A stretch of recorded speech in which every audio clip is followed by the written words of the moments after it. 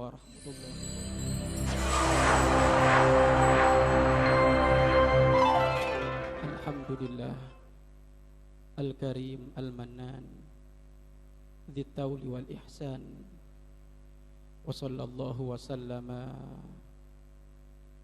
ala khairil anam habibina wa syafi'ina wa qurrati a'yunina wa maulana Muhammad sallallahu alaihi wasallam wa ala alihi wa ashabihi wa tabi'ina lahum bi ihsanin ila yaumiddin. Allahumma ya Rabbana idfa' anna al-ghala wal waba wal bala wal zina wa su'al fitan ma dhahara minha wa ma batan. Allahumma ya Rabbana a'izzal islam wal muslimin, a'izzal islam wal muslimin, a'izzal islam wal muslimin. Allahumma ya Rabbana ahlikil yahuda wan nasara, ahlikil yahuda wan nasara, ahlikil yahuda wan nasara. Allahumma ya Rabbana urzuqna taubata qabla al-maut wasyahadata 'inda al-maut wal jannata ba'da al-maut. Amma ba'd. Para jamaah, para pemirsa, para pendengar yang mudah-mudahan Anda selalu dimuliakan oleh Allah Subhanahu wa taala. Alhamdulillah, Allah Subhanahu wa taala selalu memberi kemudahan kepada kita untuk menambah ilmu mulai dari minggu ke minggu. Mudah-mudahan ilmu yang kita pelajari menjadi ilmu yang bermanfaat, karena jika ilmu tidak bermanfaat, bukan ridha Allah yang bakal kita dapat, akan tetapi siksaan Allah Subhanahu wa ta'ala yang bakal menghampiri kita. Sehingga disebutkan dalam beberapa riwayat, man izdada ilman lam yazdad huda wa lam yazdad minallahi illa bu'da. Tambah ilmu lah kok gak tambah amal, gak tambah insyaf, gak tambah banyak menangis kepada Allah Subhanahu wa ta'ala, maka dia bukan orang yang dekat kepada Allah, melainkan jauh dari Allah Subhanahu wa ta'ala. Bahkan disebutkan orang yang mencari ilmu, jikalau ilmunya tidak bermanfaat, maka dia akan dihukum oleh Allah mendahului hukuman siksaan dari orang-orang yang menyembah berhala. Menyembah berhala dihukum oleh Allah, menyembah patung akan disiksa oleh Allah. Akan tetapi didahulukan dari mereka itu semuanya orang yang punya ilmu tapi enggak diamalkan ilmunya. Musibah.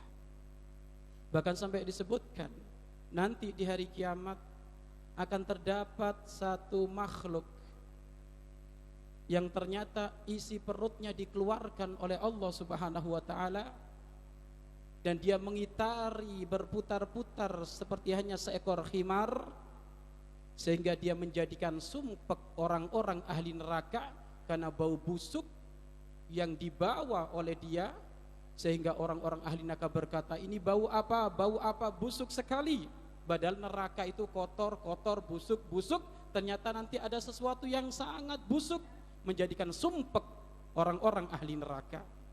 Ternyata semuanya mengarah ke satu orang, dan satu orang tersebut lagi disiksa oleh Allah, isi perutnya dikeluarkan oleh Allah Subhanahu wa ta'ala, sehingga dari isi perutnya ini bau busuk menjadikan sebab penduduk neraka sumpek. Apa yang kamu lakukan di muka bumi? Apa yang kamu lakukan di dunia? Apa jawaban dia? Aku belajar ilmu, nyuruh orang melakukan kebaikan, tapi aku gak pernah mengamalkan. Kalau ngomong pinter, kalau ngaji semangat, tapi ternyata amal tidak ada. Maka awas, hati-hati. Kabura maktan, murka Allah sangat dahsyat. Indama taqulu ma taf'alun, apabila engkau berbicara tapi tidak mengerjakan. Jangan sampai kita menjadi orang yang pandai berbicara, pandai mendengar, akan tapi tidak rindu untuk beramal. Maka mudah-mudahan siapapun yang duduk di tempat ini, mudah-mudahan ilmunya diberi keberkahan, ilmunya diberi kemanfaatan oleh Allah Subhanahu wa taala. Kemudian banyak hal-hal yang terjadi di akhir-akhir ini, dan tentu ini semuanya tanda-tanda bahwasannya Allah Subhanahu wa taala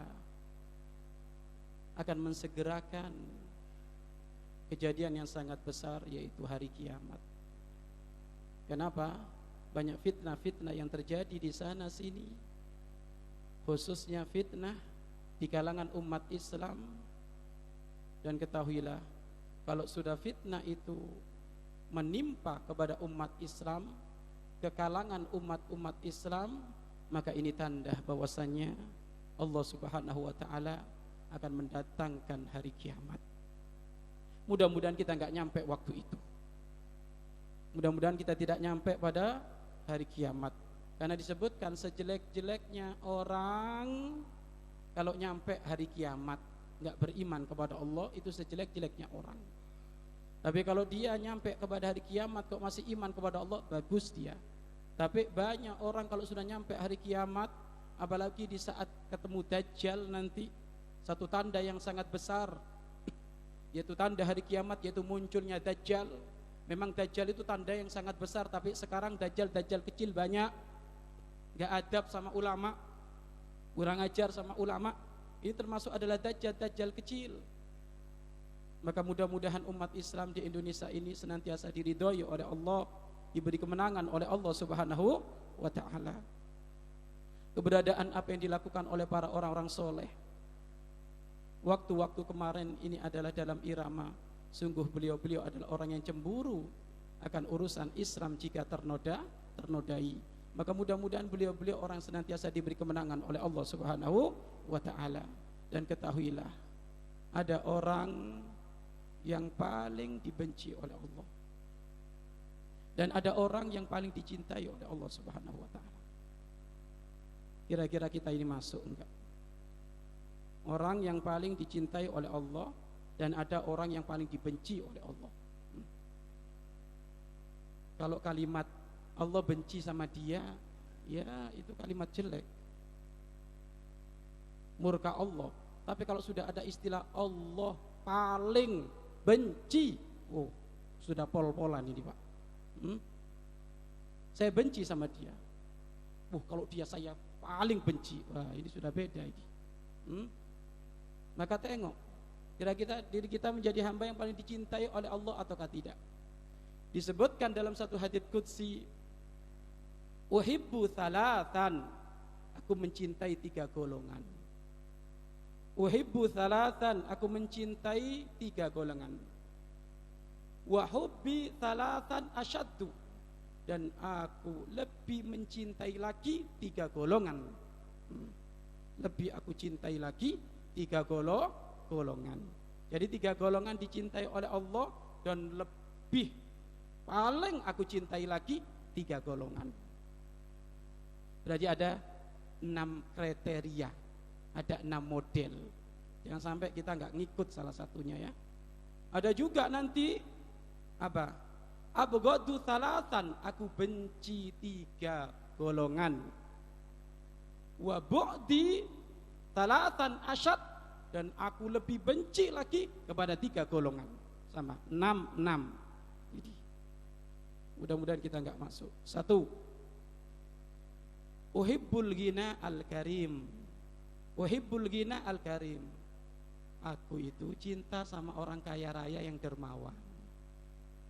Kaya raya yang dermawan, aku cinta sama dia. Tidak ada hal apapun urusan sosial kecuali diambil apa yang ada di tabungannya, diambil apa yang ada di sakunya. Aku cinta sama dia. Dia adalah orang soleh, kaya raya, dermawan. Tapi ada yang paling aku cintai daripada orang kaya dermawan, apa? Wa hubbi al-fakir Wa hubbi lil fakir al karim asyad, akan tetapi lebih paling aku cintai melarat dermawan. Oh, hebat ini. Kaya raya ibu, infak ya wajar ya. Ini melarat, yang dimakan kurang masih infak. Waduh, ini orang istimewa ini. Masya Allah ya. Allah itu Bapak Ibu kalau ngasih pilihan itu Bapak Ibu nggak tanggung-tanggung. Aku cinta sama kamu dan ada lebih lagi yang paling aku cintai.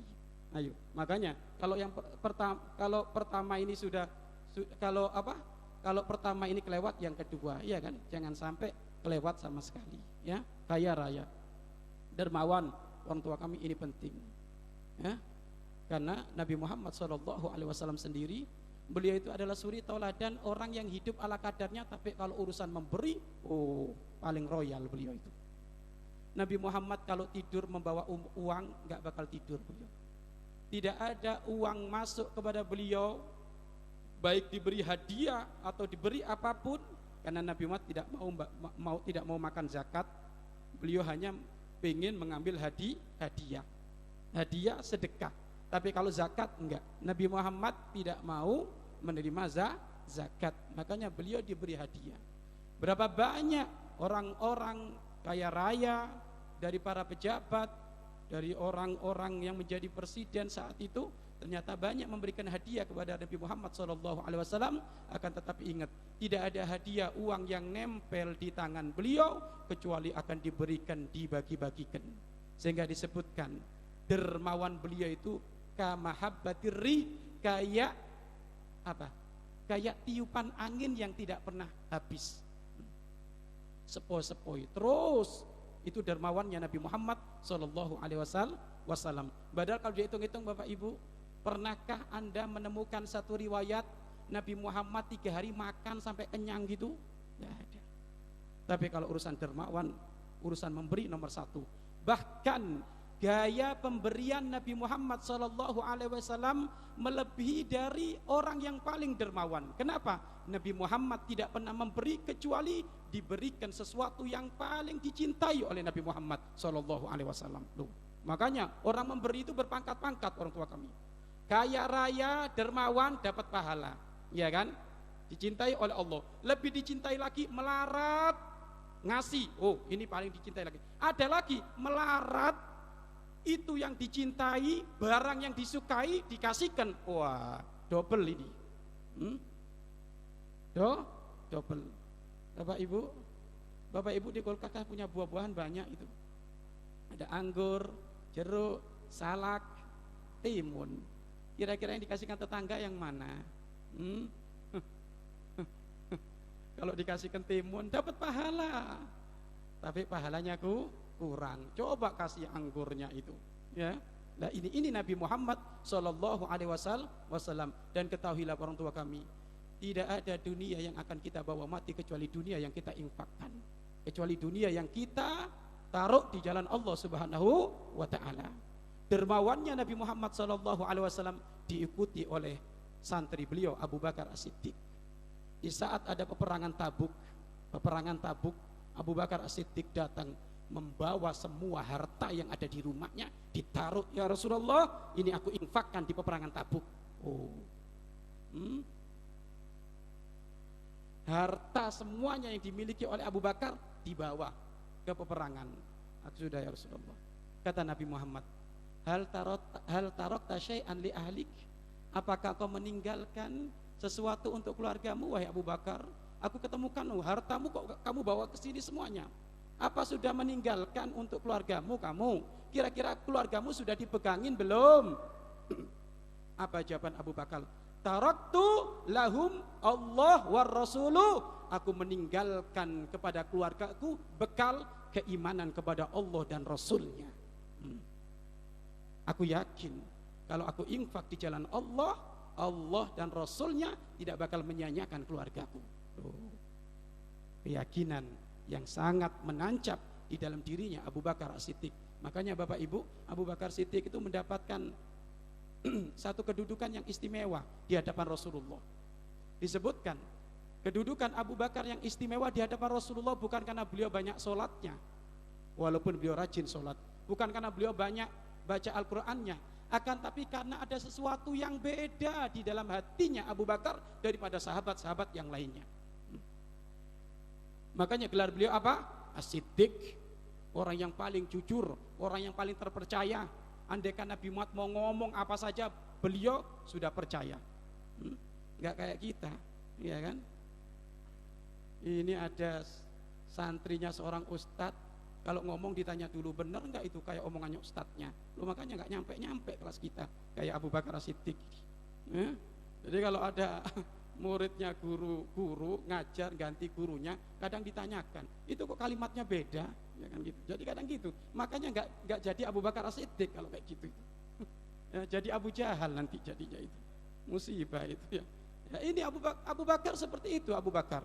Orang yang istimewa sehingga hartanya diberikan. Bahkan orang tua kami disebutkan dalam satu hadits qudsi, kalau Anda benar-benar husnudzon kepada Allah bahwasanya harta yang aku infakkan, aku berikan ini pasti diganti oleh Allah, maka Allah menjawab, ana inda dzanni abdi bi, aku tergantung prasangka hambaku. Kalau dia naruh satu semen ke masjid, yakin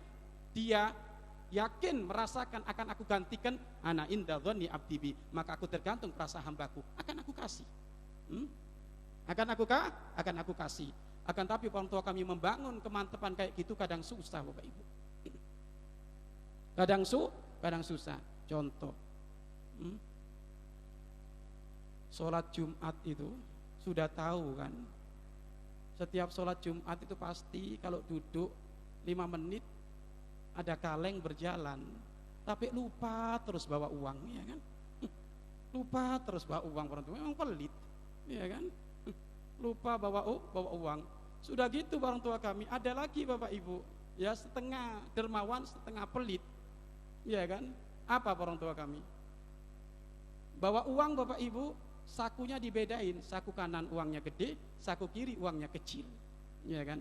Karena dia itu punya keistiqomahan, kalau sudah masuk ke masjid langsung itikaf, tidur, ya kan? Biasanya kan gitu orang, blek ya sudah tidur. Ini biasanya kelasnya santri nih orang tua kami, ya kan? Kalau sudah masuk ke masjid nyari tempat yang sepi di pojok, dikira itikaf baca Al-Quran, ngorok, ya kan? Bangun kalau sudah komat. Nah ini kelas santri nih. Tapi kalau kelas jamaah insya Allah enggak ini. Akhirnya karena dia itikaf awal tidur, ya kan? Belum berjalan itu keropak, ketiduran, bangun keropak lewat itu bunyinya kenceng karena kosong Bapak Ibu, iya kan? Makanya kenceng, kaget dia, orang tua kami ngambillah uang di saku kanan, karena dia bangun tidur, ambil di saku kanan nih, blek, ya Allah sudah masuk tinggal sedikit, waduh diambil lagi susah, inget 50.000 masuk ini.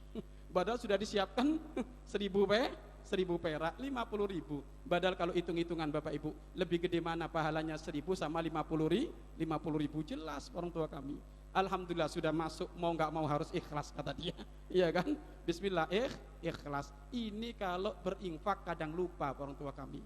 Padahal Bapak Ibu disebutkan dalam satu hadits qudsi, kapan harta itu sudah ditaruh di kotak amal, diinfakkan di jalan Allah Subhanahu wa taala, maka harta tadi itu ngomong, kuntu qalilatun, aku itu sebenarnya kecil sedikit, fakasartani, tapi sekarang engkau jadikan aku banyak berkah. Harta itu ngomong kayak gitu Bapak Ibu, ya kan? Apa perlu dibuktikan ngomong gitu dah? Jadi biar percaya gitu. Ini kan bagi orang-orang yang dibuka hatinya oleh Allah. Ini Allah yang menceritakan. Jadi kalau ada harta itu sudah diberikan kepada jalan Allah, harta itu berbicara kepada Allah. Awal mula dulu aku ya Allah kecil sedikit, tapi setelah engkau infakkan menjadi banyak. Kenapa? Karena dilipat gandakan oleh Allah. Fadi'afan katsira, dengan lipatan-lipatan yang banyak.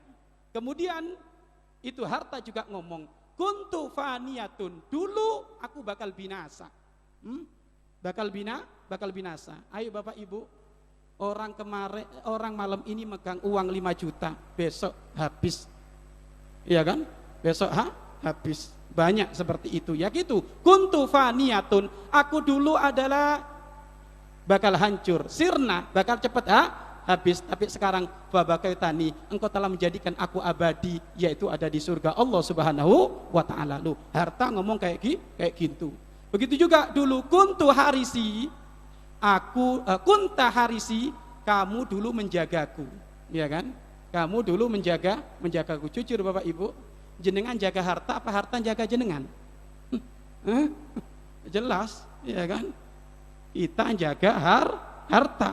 Makanya harta itu ngomong, kunta harisi, dulu ente jaga anak, ente satpam anak, ya kan? Satpam anak. Tapi kalau semenjak diberikan kepada Allah Subhanahu wa taala, maka gantian anak yang jaga ente sekarang.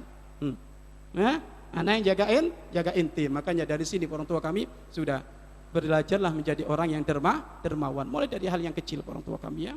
Sudah waktu pengajian ada berapa saat itu berikan, semuanya bakal balik kepada kita. Jangan sampai kita ini menjadi orang yang dermawannya urusan kepentingan pribadi orang tua kami. Kalau kepentingan pribadi orang tua kami, coba jujur, kalau rokok lupa enggak itu? Beli rokok lupa enggak yang rokok ini? Yang enggak doyan sih, alhamdulillah. Ayo coba ibu, kalau Jumat, ya kan? Kalau Jumat mau bawa uang lupa, tapi kalau rokok sering lupa enggak? Waduh, ada orang tua kalau beli rokok sehari kadang dua bungkus. Padahal berapa itu Bapak Ibu 2 bungkus itu? 15.000 kali 2 berarti 30.000 orang tua kami. Sedangkan kalau sholat Jumat Bapak Ibu seminggu sekali 5.000 kadang lupa. Berarti kalau kayak gitu cinta apa itu? Cinta rokok apa cinta masjid itu? Padahal orang tua kami kalau ditengok-tengok Bapak Ibu, rokok itu orang tua kami, iya kan? Rokok itu coba ditengok, apa rokok itu orang tua kami? Membunuhmu. Waduh, ini apa, racun dah ini? Iya kan? Hipotensi, kanker, serangan jantung, iya kan? Tapi kadang orang itu masih doyan saja Bapak Ibu. Bukan orang sini, orang Jawa Timur. Orang sini mah nggak doyan, ya kan? Makanya Bapak Ibu sudahlah, beli sesuatu itu yang benar gitu loh, jangan yang merugikan, ya kan? Beli sesuatu itu yang benar, jangan merugikan sudah. Wong itu sudah ada tulisannya membunuhmu, loh, sudah kayak gitu. Makanya orang tua kami kalau sudah ada tulisan kayak gitu Bapak Ibu, ya sudah, ya kan? Jangan dibeli, kecuali orang yang nggak bisa baca. Kalau orang nggak bisa baca boleh beli, tapi kalau sudah bisa baca ya sudah. Ini berarti orang pingin sudah bosan hidup di dunia ya sudah, mudah-mudahan menjadi orang yang dermawan. Baik ya, itu yang pertama orang tua kami. Yang pertama adalah aku cinta kepada orang kaya raya yang dermawan, dan aku lebih mencintai orang fakir yang dermawan, ya kan? Yang kaya raya punya mobil 5, infak 5.000. Tukang becak ngos-ngosan seharian becak 5.000. Ayo coba. Jelas orang tua kami. Timbangannya beratan mana? Beratan tukang becak orang tua kami. Inilah makanya Bapak Ibu, walaupun Anda serba kekurangan, jangan lupa untuk menjadi orang yang paling dicintai oleh Allah Subhanahu wa taala dengan kedermawanan. Baik, itu yang pertama. Kemudian yang kedua adalah ahabbul fakir al mutawadi'i. Aku cinta kepada orang melarat yang tawaduk, merendah diri, ya kan? Aku cinta, senang kepada orang fakir, melarat, tawaduk. Fakir itu banyak artinya, dia nggak punya harta, dia nggak punya jabatan, dia nggak punya ilmu, tawaduk, merendah diri. Aku cinta sama dia. Tapi ada yang lebih aku cintai, kaya raya tawaduk. Oh ini, ya, kaya raya tawaduk ini yang paling aku cintai orang tua kami. Ini agak susah Bapak Ibu. Orang kalau sudah punya pangkat kadang mohon maaf, jalan nunduk susah, pengennya gini terus. Nah ini nggak bisa. Apa? Pangkat saya nggak bisa jadikan kepala saya nunduk. Nah ini ilmunya bukan ilmu padi, ilmu apa? Ilmu pepaya, ya kan? Semakin matang semakin dangak gitu orang tua kami, ya kan? Hati-hati. Yang berhak sombong adalah Allah. Maka jangan pernah sombong dengan urusan harta kita, jangan pernah sombong dengan pangkat kita, jangan pernah sombong dengan ilmu yang kita miliki. Nabi Muhammad SAW kurang hebat kayak apa pangkatnya beliau, ya, tapi beliau disifati apa? kana syadidul haya'i wa tawaddu'i. Keberadaan Nabi Muhammad orang yang paling pemalu dan paling rendah diri. Ini Nabi Muhammad paling pemalu dan paling merendah diri. Satu kejadian yang sudah pernah kami ceritakan di saat Fathu Mekkah, pembebas kota Mekkah, di saat Nabi Muhammad pulang ke kota Mekkah membawa pasukan yang hebat. Orang-orang kafir pada gemetaran, waduh ini kayaknya jadi bulan-bulanan dengan Muhammad. Kayaknya Muhammad bahkan balas dendam ini. Muhammad tuh lihat dengan gagahnya membawa prajuritnya yang sangat banyak. Kita ini akan menjadi orang-orang yang benar-benar dibantai oleh Muhammad. Tapi Nabi Muhammad bagaimana? Masuk ke kota Mekkah dengan tawaduk, merundukkan kepala. Dan saat itu beliau Nabi Muhammad berkata kepada orang-orang kafir Quraisy, hei orang-orang kafir Quraisy, al-yaum yaumul marhamah. Hari ini hari penuh kasih sayang. Aku bebaskan kamu semuanya. Subhanallah. Inilah Nabi Muhammad SAW. Padahal beliau saat itu adalah, Anda tahu, di saat Nabi Muhammad berada di Mekkah, apa yang dilakukan oleh kafir Quraisy? Setiap hari ingin membunuh Nabi Muhammad. Tapi di saat Nabi Muhammad dikasih kemenangan oleh Allah, apa jawabannya? Orang kafir sudah nerkanya macam-macam. Kayaknya kita akan benar-benar akan dihancurkan oleh Muhammad. Tapi jawaban Nabi Muhammad apa? Al-yaum yaumul marhamah. Hari ini hari penuh kasih sayang. Hari kasih sayang. Orang-orang kafir, aku bebaskan kamu semuanya. Inilah Nabi Muhammad SAW. Begitu tawaduk. Maka ayo orang tua kami, kita semuanya menjadi orang yang tawaduk. Baik itu yang berapa? Yang kedua. Yang ketiga adalah wa ahabbu syai'at ta'i. Aku cinta sama orang tua yang tobat patuh. Aku seneng. Kalau ada orang tua tobat patuh soleh, seneng saya. Kata Allah Subhanahu wa ta'ala. Tapi lebih aku cintai, lebih aku senangi anak muda tobat patuh nurut. Ini lebih aku cintai. Orang tua dicintai oleh Allah, ya kan?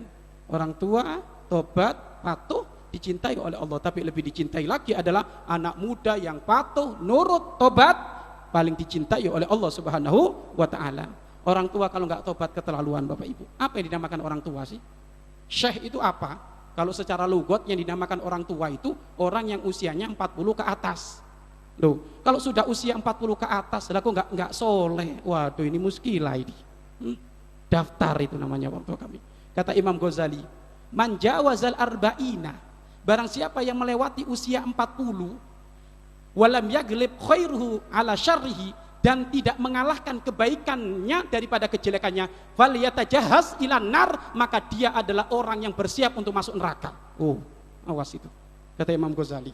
Kalau ada orang usia 40 tahun, ya, lah kok kebaikannya nggak mengalahkan kejelekannya, berarti lebih banyak kejelekannya. Apa kata Imam Ghazali? Falyatajahhaz ilan nar. Ini orang memang sudah siap masuk neraka. Sudah sepuh, Pak. Iya kan? Entar lagi baterainya habis. Lah kok masih?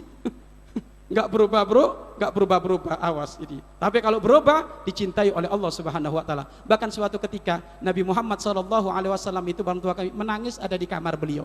Menangis terseduh-seduh. Tiba-tiba Sayyidina Umar yang mendengar tangisan Nabi Muhammad itu memberanikan diri masuk ke kamarnya beliau. Memberanikan diri masuk ke kamar beliau. Lalu saat itu Sayyidina Umar bertanya, "Ma yubkika ya Rasulullah? Apa yang menjadikan kau menangis ya Rasulullah? Apa yang menjadikan kau menangis ya Rasulullah?" Apa jawaban Nabi Muhammad? Barusan malaikat Jibril turun. Ada apa ya Rasulullah? Malaikat Jibril turun memberikan kabar kepadaku. Apa isi kabarnya? Bahwasanya Allah itu sangat malu menyiksa orang yang beruban. Jadi Allah itu paling malu, paling enggan, paling segen untuk nyiksa orang yang beruban. Tapi kenapa di antara umatku itu kok ada yang gak malu sudah beruban kok maksiat? Ini yang jadikan Nabi Muhammad nangis. Padahal Allah itu malu kalau nyiksa orang yang beruban. Malu Allah, nggak tega, ibarat seperti itu. Tapi kenapa dari umatku ada yang beruban lah kok masih maksiat? Ini sudah, Pak, ya. Jangan ada istilah tua-tua apa? Tua-tua soleh gitu ya. Jangan tua-tua suci, bukan tua-tua keladi ya, tua-tua suci soleh kan gitu. Lah ada yang paling dicintai lagi orang tua kami, pemuda, iya kan? Pemuda, gelora hawa nafsunya lagi membara itu. Tak taunya dipakai mendekatkan diri kepada Allah, istimewa Anda di hadapan Allah Subhanahu wa taala. Maka Anda yang duduk tempat ini, hei para kaulah pemuda-pemudi, jadikan keistiqomahanmu di majelis seperti ini. Kenapa? Allah bangga dengan dirimu. Sampai disebutkan dalam satu hadis qudsi yang lainnya, ayyuhasyab as-saleh, hei pemuda-pemudi yang soleh soleha, anta indi ka ba'di malaikati, keberadaanmu di hadapanku itu kayak para malaikatku. Subhanallah. Pemuda-pemuda yang soleh ini, ya kan? Waktunya mabuk, enggak ngaji di atakwa, ya kan? Waktunya mingguan, enggak semuanya goncengan petanteng sana sini, enggak ngaji, ya kan? Waktunya malam mingguan pakai sarung, gamisan, imaman, hadroan, rebanaan, ya kan? Jadi pokoknya enggak terkontaminasi dengan pergaulan yang rusak di zaman akhir ini. Apa kata Allah? Anta kaba'di malaikati, keberadaan inti kayak malaikatku. Subhanallah. Ya, kayak malaikatku orang tua kami. Kenapa Bapak Ibu? Masih muda kayak gitu, gelora hawa nafsunya lagi jadi-jadinya dikekang, ya kan? Dikekang. Wah, ini benar-benar kualitasnya hebat di hadapan Allah. Makanya Allah paling cinta sama dia.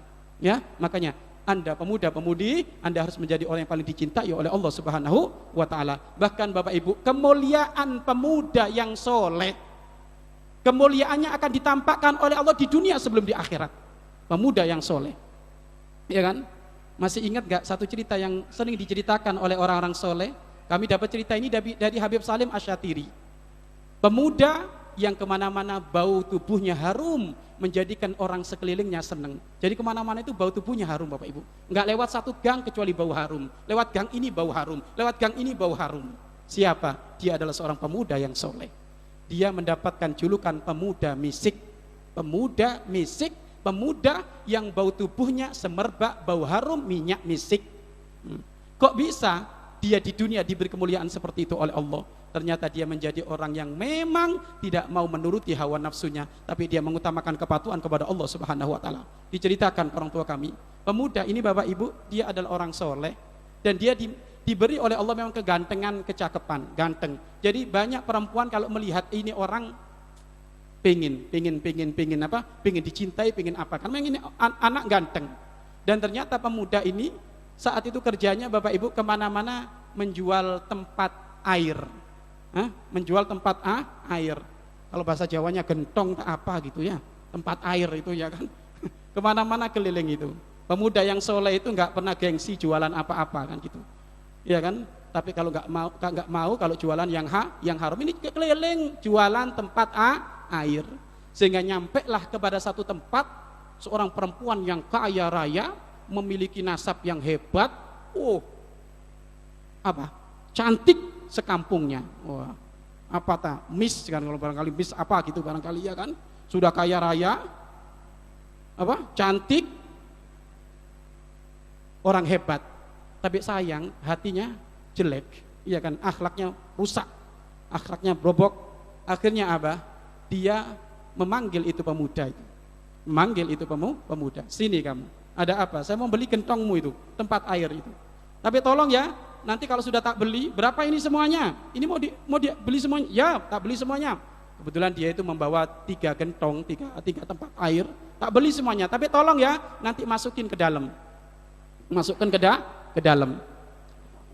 Ya karena dia adalah seorang penjual, nggak pernah curiga. Ya sudah, setelah dibeli, dibayar, dimasukkan ke dalam. Masuk ke dalam, suruh ke sana, dalam lagi, masuk lagi. Masuk lagi nyampe ruang tengah, orang tua kami, pintu ruang tengah dikunci. Iya kan? Sana lagi. Loh kenapa dikunci? Entah sana saja, kata si perempuan tadi itu.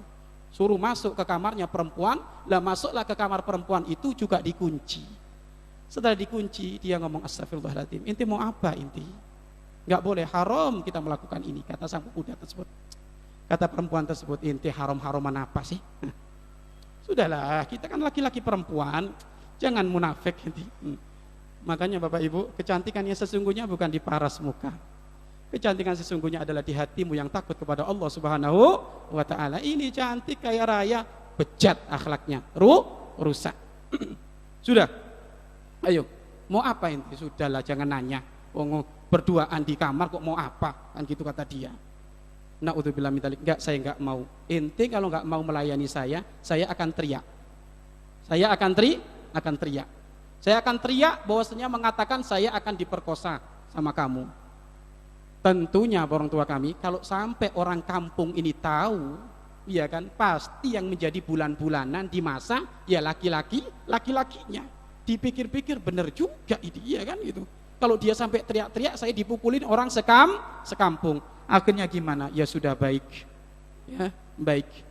Saya siap melayanimu, tapi saya punya permintaan satu. Apa? Izinkan saya ke kamar mandi dulu. Ente mau apa ke kamar mandi? Saya seharian nih keliling kampung, baunya nggak enak. Saya pengen mandi dulu katanya. Ya kan? Masuk dia ke kamar mandi. Ternyata masuk ke kamar mandi orang tua kami, dia nggak mandi. Mohon maaf tempat mulia. Dia buang kotoran, ya kan? Buang kotoran orang tua kami, kotorannya diambil, diteplok-teplokin ke tubuhnya. Ya kan? Diteplok-teplokin ke tubuhnya. Setelah rata, ya kan? Ke sekujur tubuh, baru dia keluar. Waduh, perempuannya teriak-teriak, dasar laki-laki beljorok kamu, sana pulang. Suruh pulang dia itu. Kata dia, selamat, kata dia, syukur kepada Allah. Ada laki-laki di zaman ini seperti itu, banyak. Jangan ngomong nggak ada, banyak, ya kan? Banyak. Ini semuanya kayak gitu, ya kan? Jangan murahan, banyak, ya kan?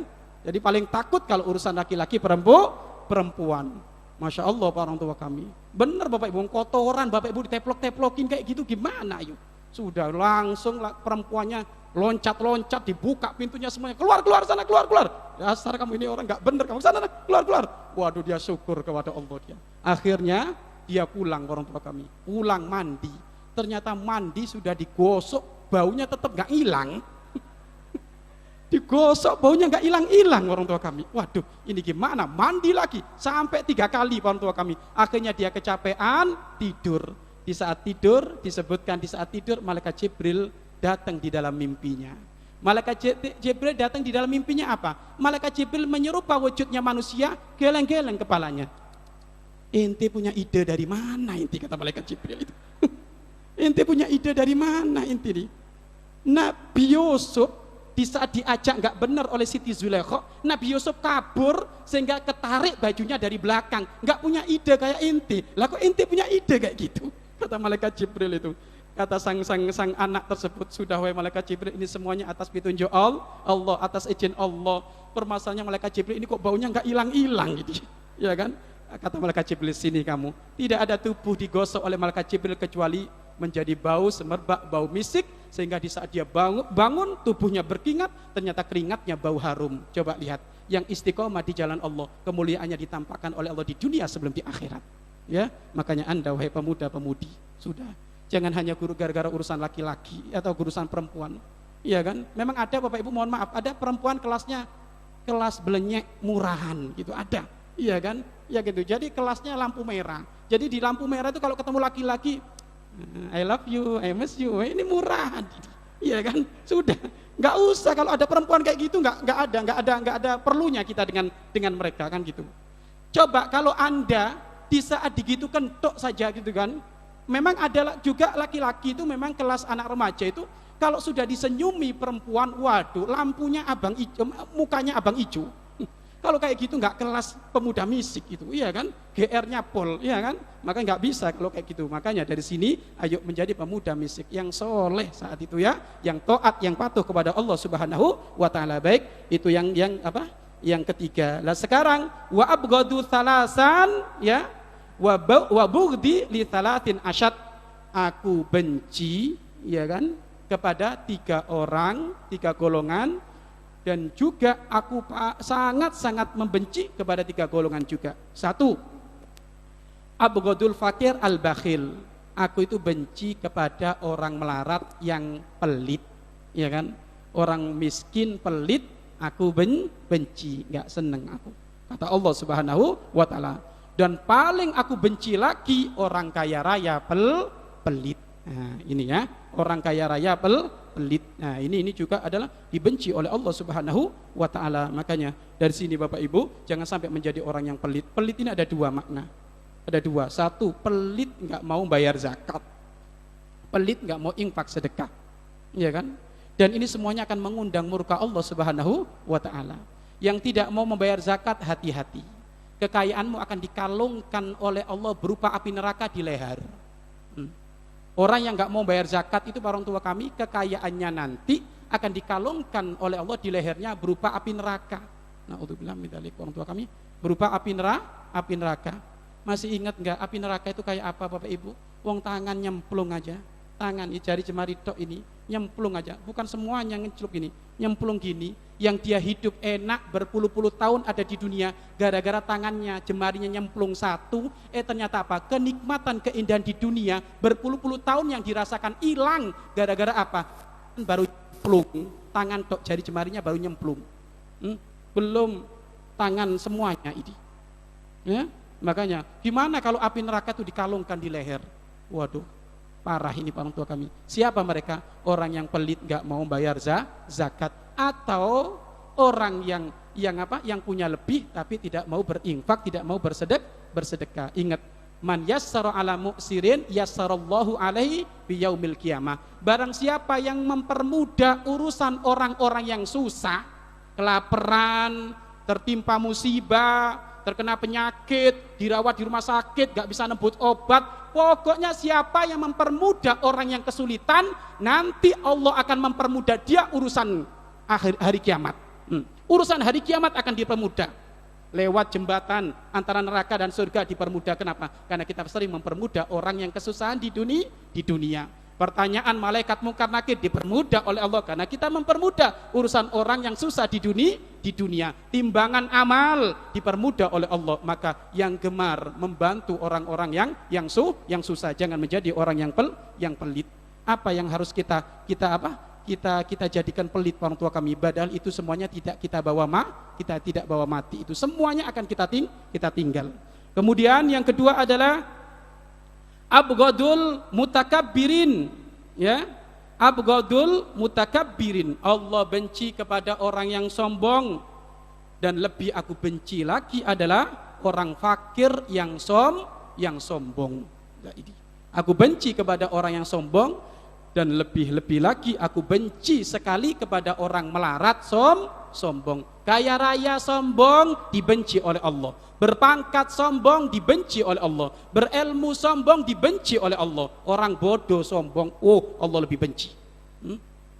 Wong belajar alibak tak nggak bisa. Iya kan, sombongnya pun nggak mau ngaji ke majelis. Paling benci Allah kayak gitu itu. Iya kan? Paling benci ini. Iya kan? Atau orang yang tidak berpangkat, atau orang yang tidak memiliki harta, lah kok sombong, sangat dibenci oleh Allah Subhanahu wa ta'ala. Makanya tidak perlu kita sombong. Kata Allah, al-kibru ridai, kesombongan itu ridaku, selendangku. Makanya termasuk asmaul husna, nama-nama Allah itu ada di antaranya namanya apa? Al-mutakabbir, ya kan? Dat yang maha sombong, Allah. Nah ini sombong itu kalau ditempelkan kepada Allah nggak jelek Bapak Ibu, karena Allah yang menciptakan semuanya makhluknya. Dan betapa banyak orang tua kami cerita orang-orang yang sombong dengan kekayaannya dihancurkan oleh Allah. Cerita orang-orang yang sombong dengan pangkatnya dihancurkan oleh Allah. Cerita orang-orang ahli ibadah yang sombong dihancurkan oleh Allah Subhanahu wa ta'ala. Makanya awas, orang yang punya kuasa, jangan sombong kau. Jangan sewena-wena engkau. Pada suatu saat engkau akan dihancurkan oleh Allah Subhanahu wa ta'ala. Anda tahu Fir'aun? Fir'aun itu kurang hebat gimana? Dia ngaku Tuhan. Iya kan? Ngaku Tuhan. Kenapa? Dia akan menjadikan negaranya itu semaunya dia. Bahkan dia pernah ngomong, aku kalau menghendaki si A hidup, ya hidup. Kalau saya menghendaki si B mati, ya mati. Kata Fir'aun. Tapi gimana cerita Fir'aun sekarang? Ditenggelamkan di dasar laut merah. Makanya awas, pemimpin yang sombong, gak patuh sama ulama, pada waktunya inti akan dihancurkan oleh Allah Subhanahu wa ta'ala. Hati-hati.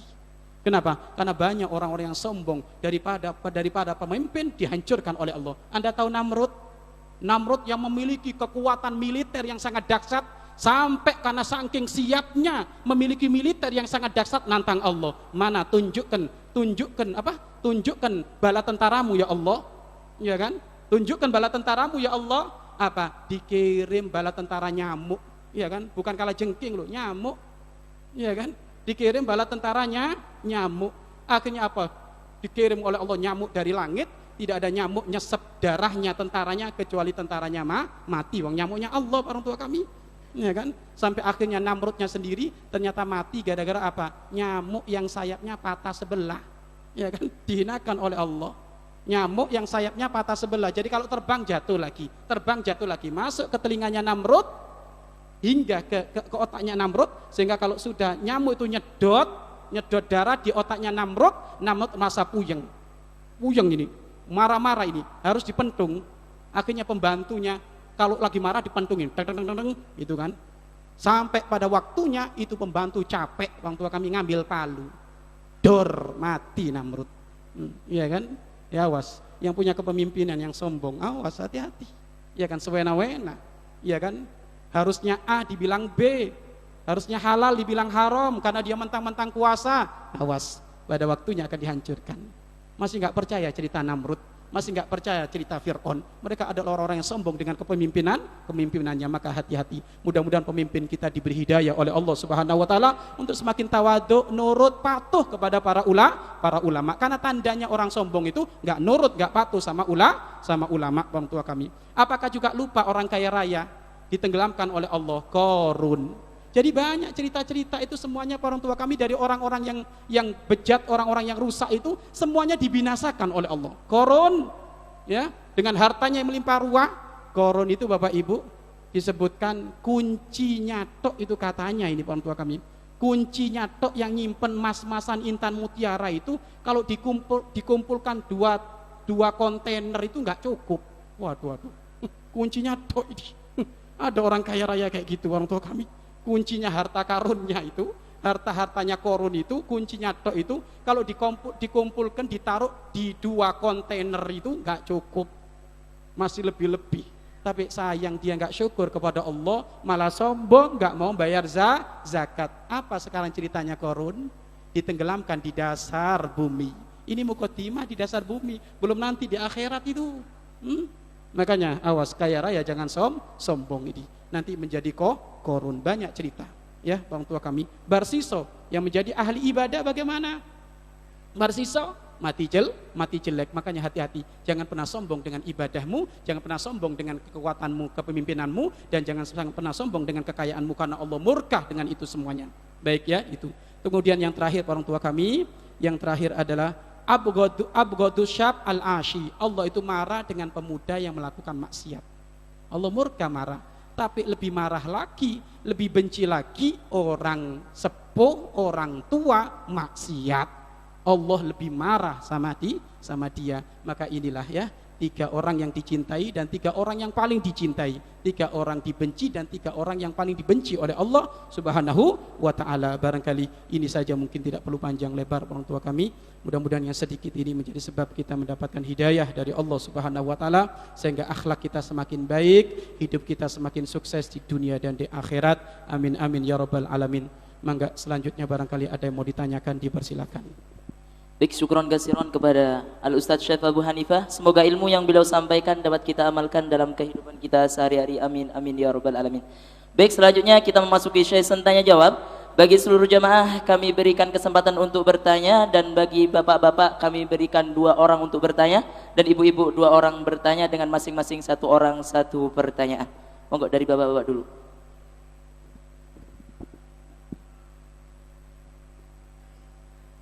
Baik, Assalamualaikum warahmatullahi wabarakatuh. Waalaikumsalam warahmatullahi wabarakatuh. Pak Ustadz mau tanya, tadi kan kita sudah menyimak tentang hal-hal yang disukai sama Allah sama dibenci sama Allah gitu ya. Salah satunya itu mengenai tadi infak gitu ya.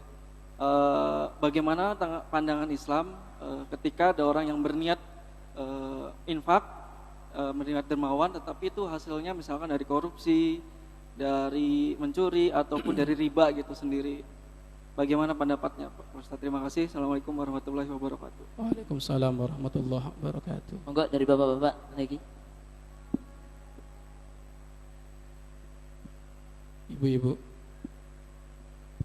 Dari ibu-ibu.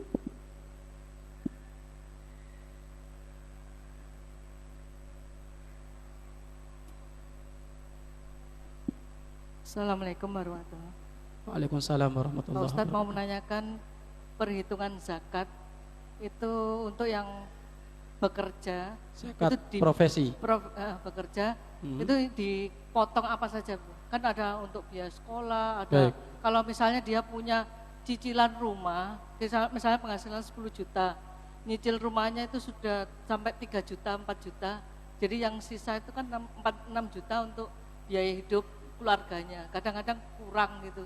Apakah dia masih harus mengeluarkan zakat? Terima kasih. Wassalamualaikum. Assalamualaikum warahmatullahi wabarakatuh. Baik.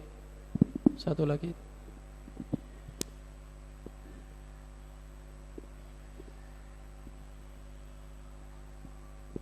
Assalamualaikum warahmatullahi wabarakatuh. Waalaikumsalam warahmatullahi wabarakatuh. Pak Ustadz, saya mau bertanya, ketika seseorang mengalami sebuah kejadian yang membuat seseorang tersebut trauma, jadi seseorang tersebut memikirkan akan kematian, dan kematian. Apakah itu dosa atau bagaimana, dan bagaimana solusinya? Terima kasih. Assalamualaikum warahmatullahi wabarakatuh.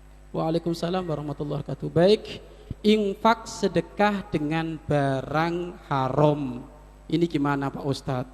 Ya, ingat tanda ketulusanmu di dalam beribadah, maka proses menuju ibadah engkau tidak akan melanggar Allah. Tanda ibadahmu nggak benar kalau proses menuju ibadah kamu melanggar Allah, ya kan? Coba infak sedekah pengen masuk surga enggak? Pengen masuk surga. Lah kok ngerampok punya tetangga?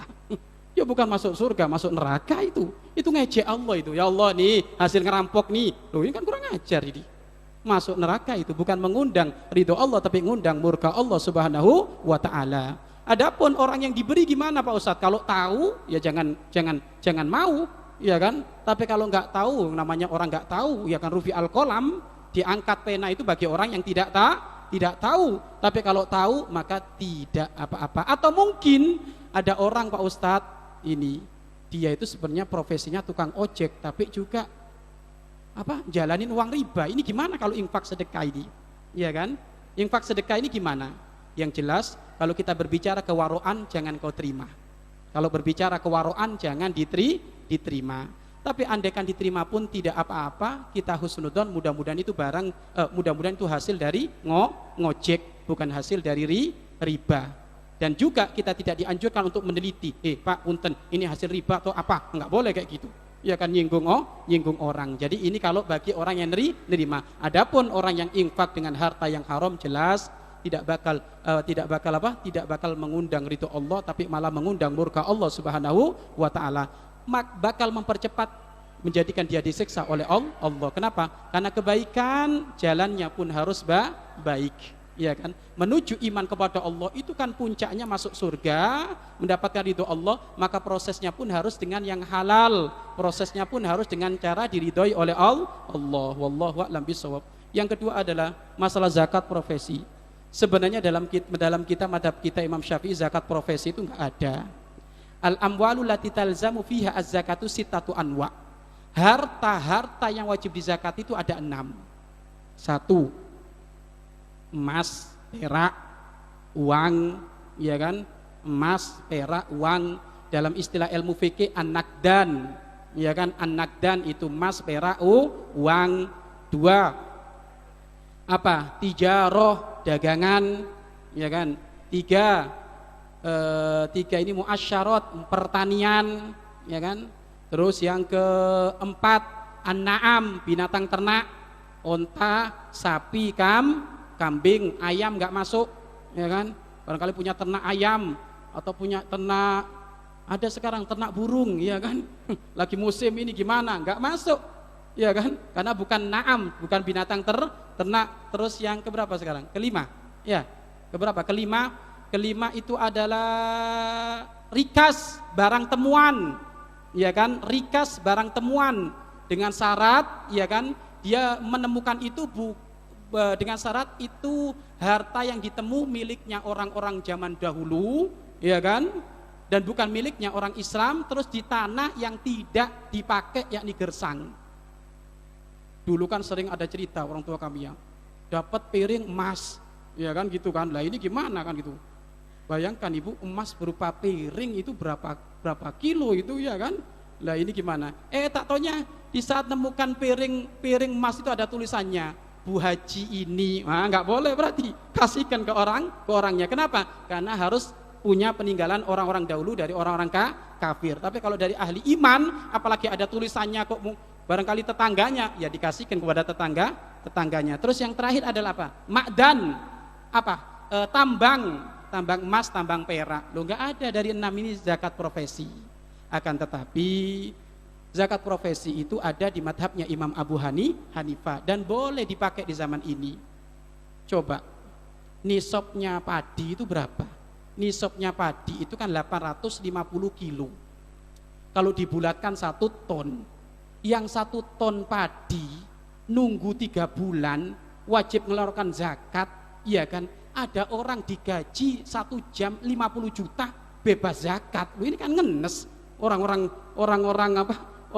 petaninya itu. Makanya dari sini boleh kita, iya kan, untuk di zaman sekarang untuk ikut adanya zakat profesi. Nah, sekarang zakat profesi itu bagaimana Pak Ustadz? Pokoknya apapun yang menghasilkan uang hendaknya wajib dizakati. Ya kan, ternak burung sekarang ada burung itu orang tua kami baru netes 2 juta. Astagfirullah, ini gimana? Burung apa ini? Baru netes piak-piak 2 juta. Ini nggak tahu loh. Kalau kayak gini Bapak Ibu apa nggak kena zakat? Ada zakat, maka zakat profesi ini nanti jatuhnya itu orang tua kami. Lah dari sini gimana itu Pak Ustadz? Lah zakat profesi Bapak Ibu sama harus mencapai satu nisab. Mencapai satu nisab. Satu nisabnya itu berapa? 84 gram emas. 84 gram emas. Sudah 84 gram kali harga emas. Harga emas berapa Bapak Ibu? Berapa? 500 kali 84 berapa? 42 ya? Ya, 42 juta, iya kan? Ya, 42 juta ini orang tua kami, dia ada uang 42 juta dari zakat profesinya tersebut. Dan ini berjalan 1 tahun. Nah, berjalan 1 tahun. Setelah contoh, saya kerja nernak ayam ini mulai bulan Safar sekarang nih, ya kan? Berarti bulan Safar depan, ya kan? Bulan Safar depan dihitung ada enggak uang, ya kan? Ada enggak dari profesinya itu menghasilkan berapa? 42 juta, yakni satu nisab. Kalau dapat orang tua kami, ya kan? Contoh, Ustadz selama 1 tahun ada 100 juta. Nah ini gimana Pak Ustadz? Ya kan? Atau mungkin 1 bulan dapat uang 10 juta. Baik, 10 juta kalau kali 1 tahun berapa? 120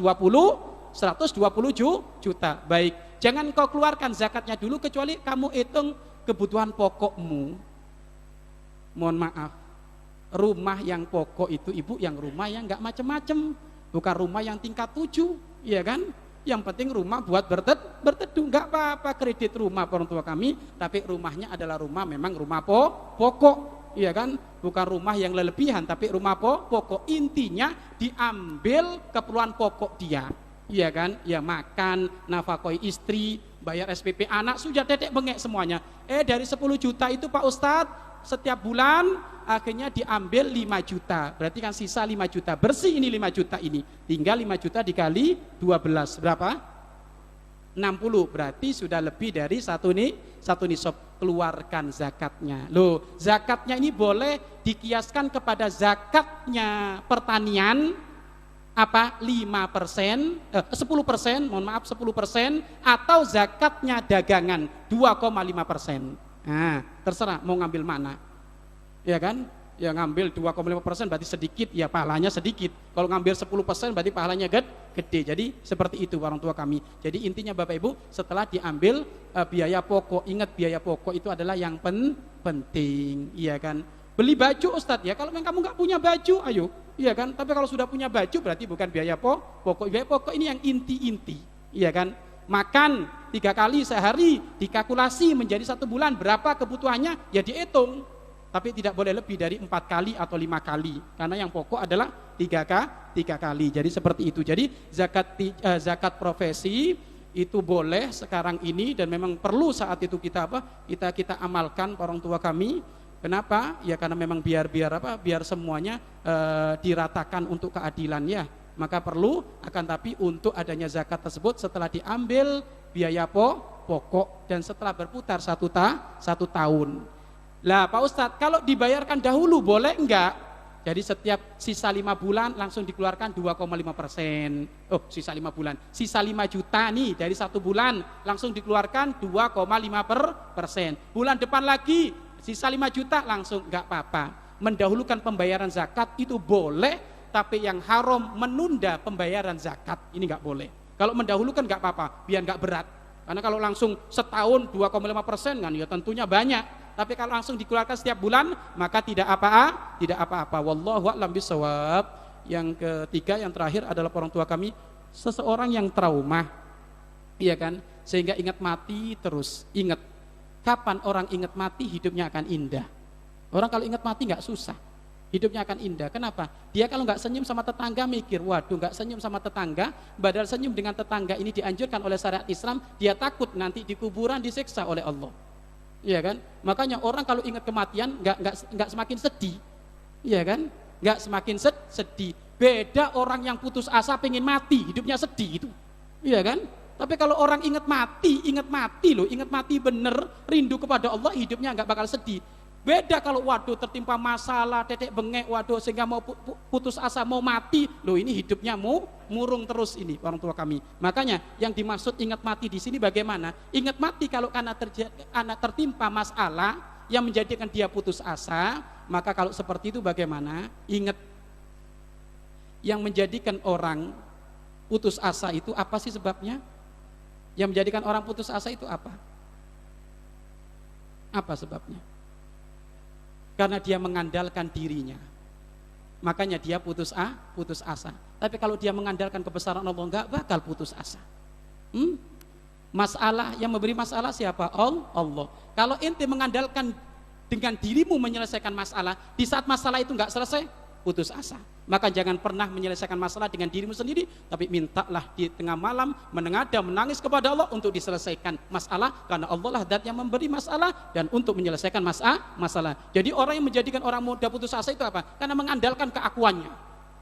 Mengandalkan keakuannya. Aku bakal bisa menyelesaikan, aku bisa gini, lupa dengan kekuatan Allah, maka dia akan mudah putus asa. Maka mulai sekarang orang tua kami, tinggalkan keakuan ini. Iya kan? Tinggalkan keakuan ini, tapi jadilah diri Anda seorang hamba yang selalu merendah, butuh kepada pertolongan Allah Subhanahu wa taala. Maka seperti itu Anda tidak bakal putus asa. Sehingga bahasa yang sering disampaikan oleh guru kami, jadikan andalan di dalam hidupmu adalah Allah.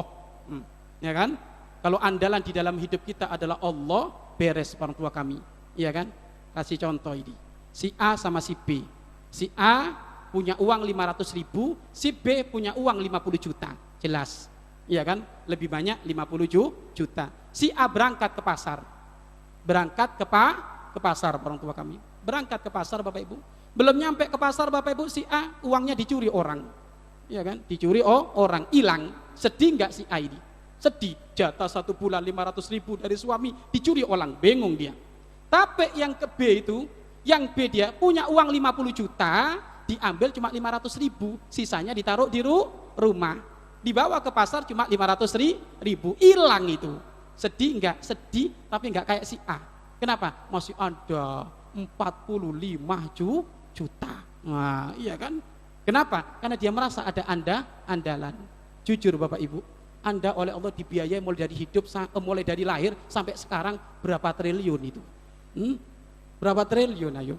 Gak bisa dihitung. Kenapa kok Allah kadang kalah dengan urusan uang? Ayo, jangan, kita punya andalan Allah. Anda dipecat oleh bos Anda di pekerjaan, saya punya Allah, ya kan gitu. Makanya jadikan semuanya andalan kita adalah Allah Subhanahu wa taala. Lo cara mengandalkan hidup kita bahwasanya Allah semuanya yang memperhatikan gimana Ustadz? Ya ngajinya yang bener, ya kan? Jangan ngaji kupingan tok nggak diamalkan, ya nggak jadi nanti ngajinya yang benar mulai sekarang. Tapi alhamdulillah orang tua kami, kemarin saya dapat cerita Ustadz, semenjak saya ngaji di Masjid Raya At-Taqwa, dulu Ustadz kalau dompet saya tinggal 20.000 bingung, ya kan?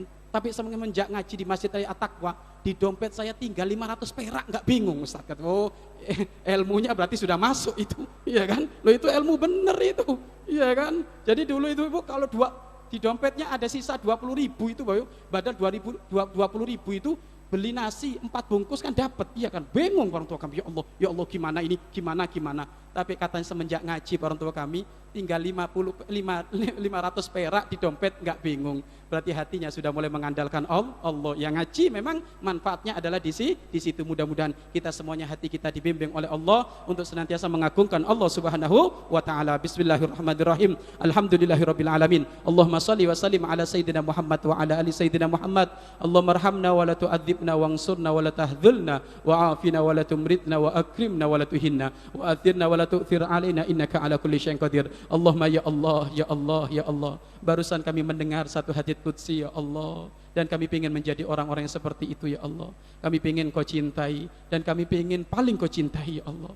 Jadikan kami orang yang Kau cintai dan jadikan kami pun orang yang paling Kau cintai ya Allah. Jadikan kami orang yang dermawan. Jadikan kami orang yang dermawan ya Allah, baik di saat kami kaya raya ataukah di saat kami lagi susah ya Allah. Jadikan kami semuanya orang-orang yang dermawan ya Allah, dan bimbing kami semuanya ya Allah menjadi orang yang tawadhu ya Allah, merendah diri ya Allah, baik dengan kekayaan kami, baik dengan ilmu kami, baik dengan pangkat kami ya Allah, ataupun dengan kekurangan kami ya Allah. Jadikan kami semuanya orang-orang yang merendah diri ya Allah. Sungguh ahli surgamu hanya orang-orang yang merendah diri, sungguh ahli surgamu hanya orang-orang yang tawadhu, tapi ahli nerakamu adalah orang yang sombong. Maka yang duduk di tempat ini ya Allah jauhkan dari kesombongan ya Allah. Yang duduk di tempat ini ya Allah jauhkan dari kesombongan. Barangkali ada orang ya Allah sebelum masuk ke majelis ini ya Allah, barangkali sombong dengan harta yang dimiliki, barangkali sombong dengan pangkat yang dimiliki, barangkali sombong dengan ilmu yang dimiliki. Maka ya Allah di saat pulang dari tempat ini ya Allah, gantilah dengan ketawaduan ya Allah, gantilah dengan ketawaduan ya Allah, merendah diri ya Allah, merendah diri ya Allah. Kami pengen seperti kekasihmu Nabi Muhammad ya Allah. Beliau surganya paling tinggi ya Allah, akan tapi hidupnya senantiasa merendah diri ya Allah.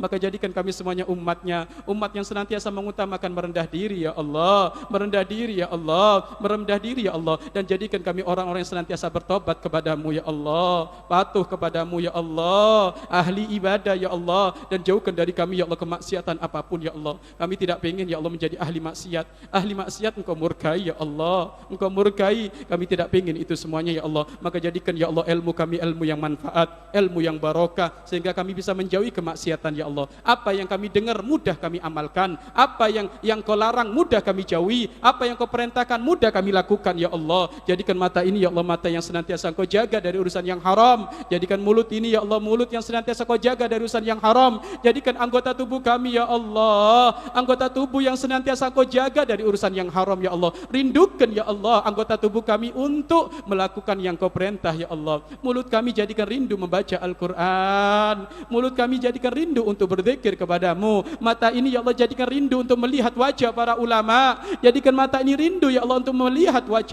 melihat Al-Quran ya Allah. Dan jadikan ya Allah mata ini senantiasa buta di saat melihat yang haram ya Allah. Telinga kami pun ya Allah jadikan telinga kami senantiasa masuk hal-hal yang benar, hal-hal yang positif, hal-hal yang Kau ridhoi ya Allah. Ya Allah ya Allah, ampunilah dosa-dosa kami ya Allah, ampunilah dosa-dosa kami ya Allah, ampunilah dosa-dosa kami ya Allah. Jadikan kami semuanya yang duduk di tempat ini menjadi ahli surgamu, ahli surgamu ya Allah, ahli surgamu ya Allah.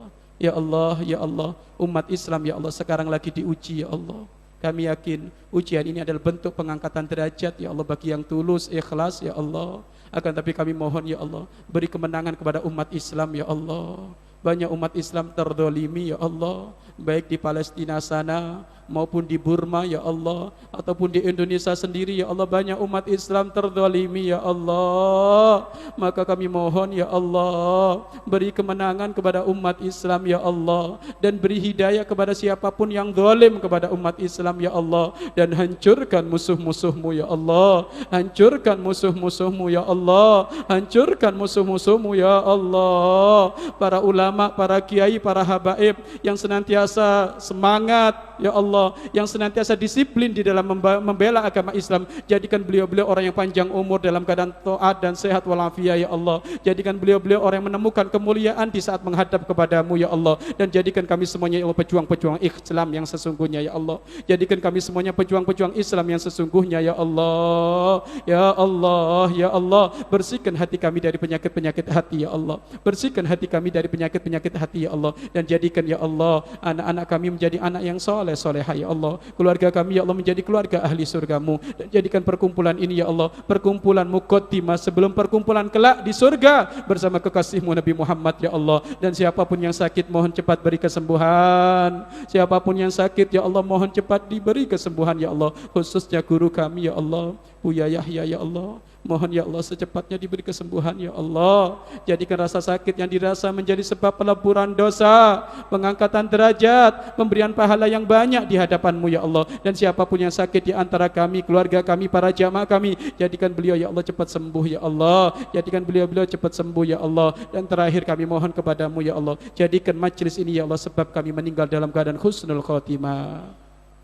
Jadikan perkumpulan ini ya Allah menjadi sebab kami mati baik, mati husnul khatimah, mati membawa iman Islam ya Allah. Senantiasa hati dan lidah kami ya Allah mampu mengucapkan kalimat agung dan mulia La ilaha illallah Muhammadur Rasulullah. La ilaha illallah Muhammadur Rasulullah. La ilaha illallah Muhammadur Rasulullah. Rabbana atina fid dunya hasanah wa fil akhirati hasanah wa qina adzabannar. Wa sallallahu ala sayyidina Muhammadin wa ala alihi washabihi wasallam. Walhamdulillahi rabbil alamin. Al-Fatihah.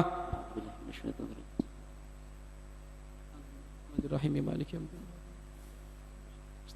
Suratul ladzina an'amta 'alaihim ghairil maghdubi 'alaihim waladdallin. Amin. Terima kasih. Mohon maaf, jangan lupa selalu didoakan kami. Wabillahi taufiq wal inayah. Wassalamualaikum warahmatullahi wabarakatuh. Waalaikumsalam warahmatullahi wabarakatuh. Syukron kasiron kepada Al-Ustaz Syekh Abu Hanifah. Semoga ilmu yang beliau sampaikan dapat kita amalkan dalam kehidupan kita sehari-hari. Amin amin ya rabbal alamin. Baik para hadirin hadirat, para pendengar, para pemirsa dimanapun Anda berada, demikianlah majlis kita pada malam hari ini. Dan kami sebagai pembawa acara mohon maaf sebesar-besarnya jika ada kesalahan dan kekurangan. Dan mari kita tutup dengan doa kafaratul majlis. Subhanakallahumma wa bihamdika asyhadu an la ilaha illa anta astaghfiruka wa atubu ilaik. Wassalamualaikum warahmatullahi wabarakatuh.